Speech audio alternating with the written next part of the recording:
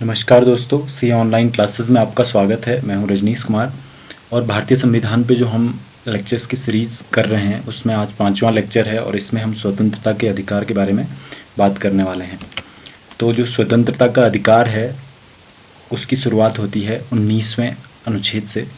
तो मूल संविधान में 7 तरह की स्वतंत्रता का उल्लेख था, लेकिन अब ये 6 रह गई हैं।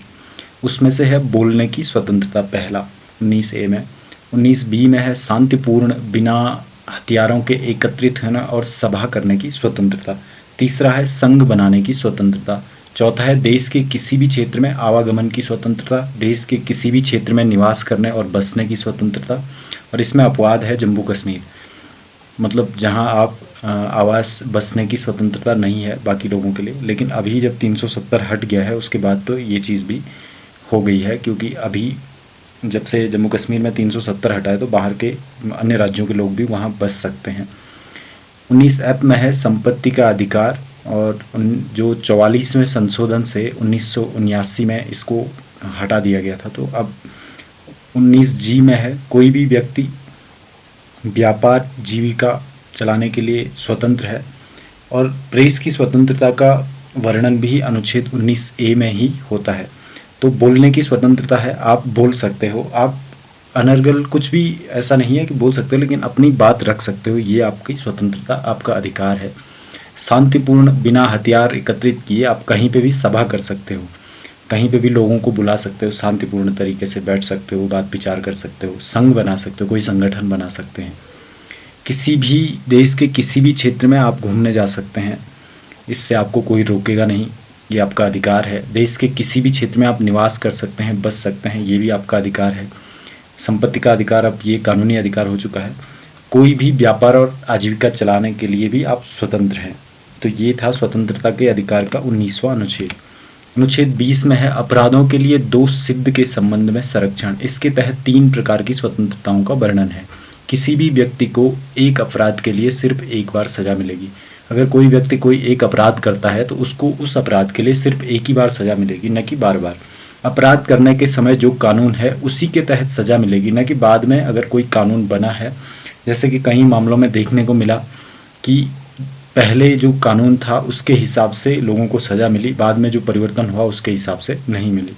किसी भी व्यक्ति को स्वयं के विरुद्ध न्यायालय में गवाही देने के लिए बाध्य नहीं किया जा सकता है। मतलब अगर कोई व्यक्ति क्राइम किया है तो हम उसको ये नहीं कह सकते ज़बरदस्ती कि तुम बयान दो कि तुमने क्राइम किया ही किया है। ये उसका अधिकार है कि वो ऐसा नहीं करेगा। अनुच्छेद 21 में है प्राण एवं दैहिक स्वतंत्रता का संरक्षण।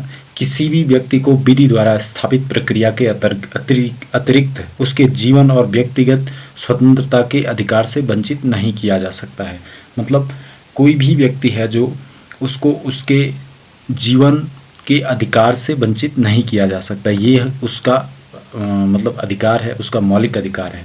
अनुच्छेद 21A क में है 6 से 14 साल के बच्चों आयु के बच्चों को राज्य द्वारा शिक्षा निःशुल्क दी जाएगी, अनिवार्य शिक्षा दी जाएगी। ये 86वें संशोधन 2002 द्वारा जोड़ा गया।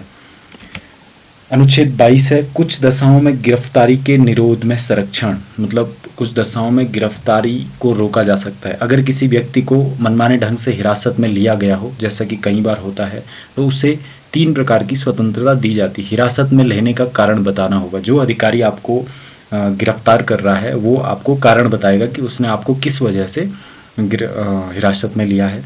24 घंटे के अंतर्गत आने जाने के समय को छोड़कर उसे दंडाधिकारी के समक्ष पेश करना होगा। मतलब किसी जज के सामने, किसी न्यायाधीश के सामने अदालत में 24 घंटे के अंतर्गत उसे पेश करना होगा। उसे अपने पसंद के वकील से सलाह लेने का अधिकार। मतलब जो वकील है वो अपने पसंद से रखेगा, अपने पसंद से उससे सलाह लेगा।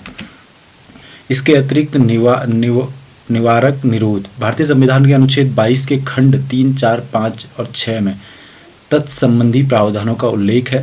निवारक निरोध कानून के अंतर्गत किसी व्यक्ति को अपराध करने के पूर्व भी गिरफ्तार किया जा सकता है। मतलब जैसे आपने सुना होगा कि सरकार ने किसी व्यक्ति को शक के बल पे गिरफ्तार किया, तो यही चीज़ है कि अगर उनको लगता है कि ये व्यक्ति अपराध करने वाला है तो उसको गिरफ्तार किया जाता है, जिससे वो अपराध न करे। लेकिन इस कानून का बहुत ज़्यादा दुरुपयोग होता है।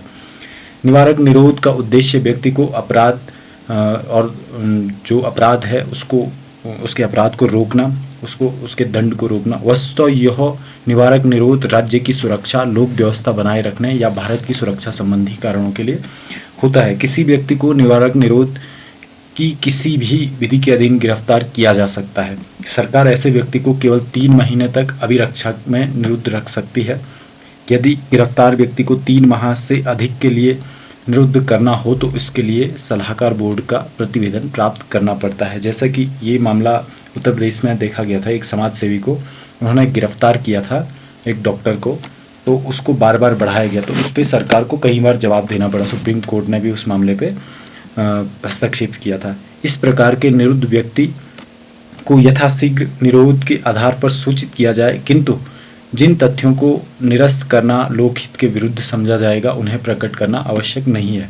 उस व्यक्ति को इस जो भी उस पर लगाया जा रहा है उसके बारे में उसको बताना होगा, और अगर कोई चीज़ें ऐसी हैं जिनको नहीं बताना है लोकहित में तो वो नहीं बताई जाएंगे।